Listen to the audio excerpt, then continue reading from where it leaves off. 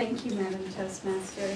And I must say, my worst case of nostalgia was when I left home, which was Belize, at 15 to go to boarding school. I grew up in the tiny country of Belize, where the natives spoke Creole. They had a saying, if it no so, in nearly so, which means, if it's not the truth, it's close enough. And that is exactly how it is with this tale about my dad and a goat. Back in the 80s, my father was the location manager for the movie Mosquito Coast, starring Harrison Ford and Helen Mirren. And one day they were filming in the middle of the jungle, and the director, I think it was Peter Weir was the director, he decided he wanted a goat for the scene. So he asked my dad to go find a goat. Well, they were in the middle of nowhere, and the closest village was across the border in Guatemala. And this made my dad a little nervous.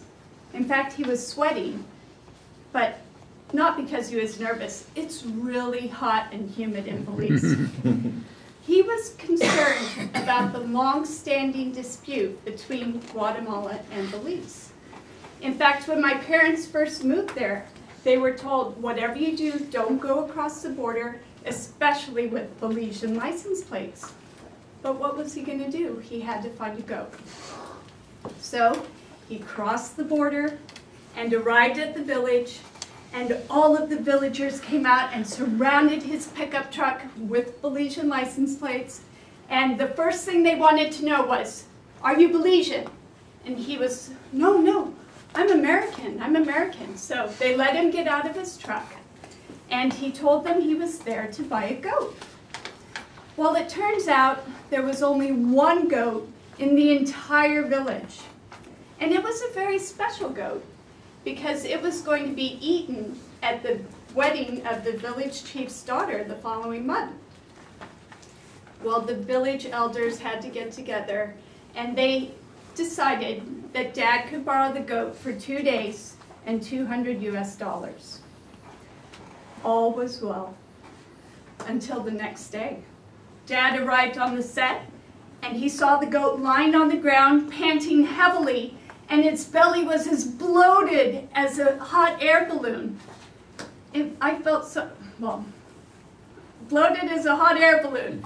The poor thing looked like it was going to take off and float away. My dad, being in 4-H as a kid, knew that if he punctured the goat's belly, it would release the gas and save the goat. So he got out his pocket knife and was about to stab the goat when Helen Mirren flung herself over its puffed up middle and refused to let my dad save the goat. So my dad's pacing back and forth, thinking, holy cow, I mean holy goat, if it dies, I'm gonna have my hide.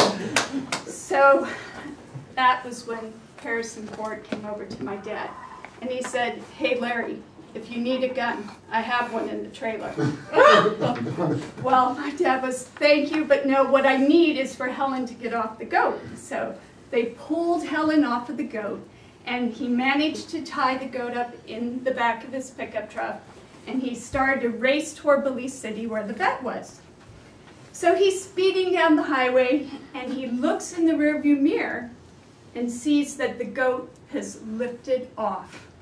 It looked like a balloon in the Macy's Thanksgiving Day Parade. Then the rope came loose, and to his horror, he saw the goat swept away, and all he could do was watch it until it became a tiny, bloated white speck in the sky. He only hoped that it would land in Guatemala.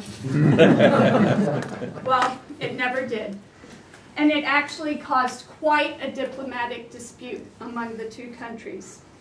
My dad chuckles about it every now and then, and he says to this day, the Guatemalans are upset because Belize got their goat.